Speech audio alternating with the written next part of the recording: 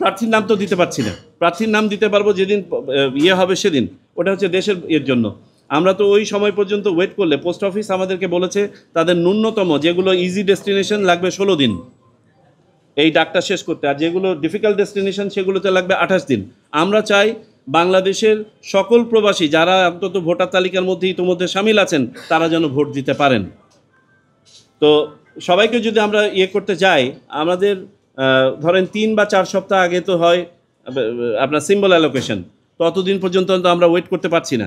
তার আগে আমাকে পার্সোনালাইজেশন করতে হবে, তার আগে আপনার এই ব্যালট পেপারগুলো ছাপাতে হবে, তার আগে আমাকে রেজিস্ট্রেশন সম্পন্ন করতে হবে। সো আমাদেরকে রেজিস্ট্রেশনটা অনেক আগেই সম্পন্ন করতে হবে যারা বাইরে থেকে ভোট দিতে চান। এমত অবস্থায় তাদেরকে শুধুমাত্র আমরা সিম্বল সহ এবং সিম্বলের নিচে সিম্বলের নামটা লেখা থাকবে, প্রার্থীর নাম লেখা থাকবে না, এটা পাঠিয়ে দেবো। ইনস্ট্রাকশন দেওয়া থাকবে যে আপনি ভোটটা কাস্ট করবেন অনলাইনে প্রার্থীর তালিকা দেখার পরে এত তারিখের পরে।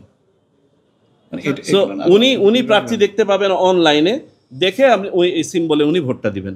হ্যাঁ, আমরা এই সব বিষয়ে আলোচনা করেছি, বিবেচনা করেছি, গবেষণা করেছি। আমরা ধরে নিচ্ছি, ধরেন বর্তমানে আমাদের 51-52টা রাজনৈতিক দল আছে যারা নিবন্ধিত। আমরা ধরে নিচ্ছি আরও কিছু রাজনৈতিক দল নিবন্ধন পাবে যারা অ্যাপ্লিকেশন করেছেন, তাদের মধ্যে যারা কোয়ালিফাই করবেন। তারপরে আমরা হিসাব করেছি যে প্রত্যেক আসনে যদি আমি 10টা করে ওই ইন্ডিপেন্ডেন্ট ক্যান্ডিডেটের জন্য আপনার সিম্বল রেখে দিই, এই রাফলি সংখ্যাটা যদি আমি এই এর মধ্যে রাখতে পারি এপিট ওপিট করে, তাহলে পারে এটা মোটামুটি সব এসে যাবে। আপনারা এই বক্তব্যটা আপনারা দিয়েছেন, আমরা এটা নিয়ে আলোচনা করছি, দেখা যাক কি করা যায়। যদি আমাদের আইনে কোনো বর্তমান আইনে আমাদের 4টা ক্যাটাগরি আছে যেখানে সংবাদকর্মীদের কথাটা নাই, কিন্তু আপনারা ডেফিনেটলি আপনারা ইলেকশনের সাথে সম্পৃক্ত। এর বাইরেও অনেকে আছেন যারা ইলেকশনের সাথে সম্পৃক্ত, যেমন ধরেন অবজারভাররা ইলেকশনের সাথে সম্পৃক্ত, যেমন ধরেন সেবা প্রদানকারী সংস্থা, তারা সরকারি কর্মচারী নয় কিন্তু সেবা প্রদান করছেন, তারাও সম্পৃক্ত। এর বাইরেও আমরা আলোচনা করেছি আমাদের প্রচুর হসপিটালে রোগী থাকে, তারা তো বাংলাদেশে এখনও ভোট দিতে পারেন না। আমরা কোনো ব্যবস্থা করতে পারি কিনা, অন্তত পক্ষে পাইলট আকারে 1-2টা হসপিটালে আমরা শুরু করতে পারি কিনা, এগুলো নিয়ে আমরা ভাবছি।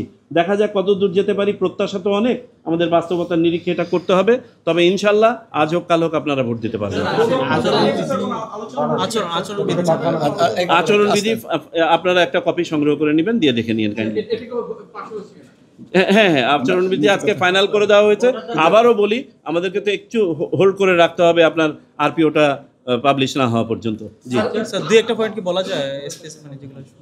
আচরণ কি আসছে স্যার, এআই